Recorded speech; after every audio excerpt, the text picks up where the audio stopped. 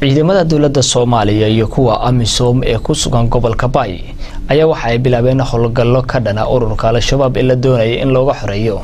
dhibaatooyinka ay ku hayaan shacabka Soomaaliyeed ee ku nool deegaanada ka tirsan gobolka Bay. Maxamed Aadan Socdaal ayaa warbixintan ka soo diray magaalada Baydhabo.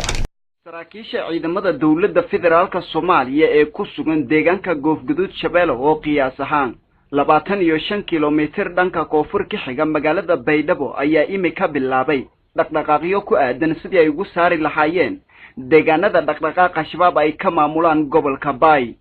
waxaa la arkayay boqolaal ka tirsan ciidamada militariga dawladda Soomaaliya ee ku sugan deegaanka Goofgaduud Shabeelle kuwa oo u qalab qaadanayay la dagaalanka dhaqdhaqaaqa shabaab iyo sidii ay ugu saari lahaayeen deegaano ay ka mid yihiin Minas xeradii tababarkii ciidamadii dawladda ku-meerigaarka ahayd ee Soomaaliya,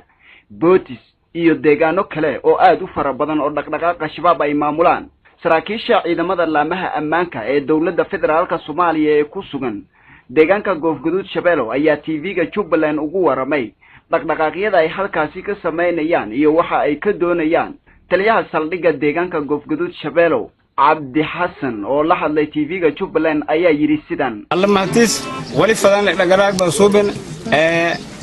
xarumayaal hatanin binaaw aan dukoran galna hata galna xarumayaal badan suubsan ila meel dheer seedan inta bool baraka ila iyana goorsan ila hagarka ila iyo Manas burey Manas meel badan aseeni wadanka soo fargeysay ila malaagda meel badan horeen faan hoo bilay graan laqad ti koonfur galbeed hata sheena doonta ti oo madani un horraanbaha kuusuni uridi gaalaha ka galati beeraha galati irinha galati loo ka galati uriha kuusati dawladda ay garab haseedi ciidamadii dawladda iska jartay saasan rooganta haye ciidamada jiro oo muddooyinkii u dambeeyay la tababarayay deegaanada qaar sida deegaanada ku xiran gobolka Bay. idinka ma jiraan ciidamo aad tababar u fidiseen oo deegaanka aad ku tababarteen tiradooda hab yaraatee ciidamada si tababarsano banaanka ninku qoyti inta bahni diirti meetan oo hata kuusuni gaal urila gal gabta kontameyl hidamay ciidan la tababaray ma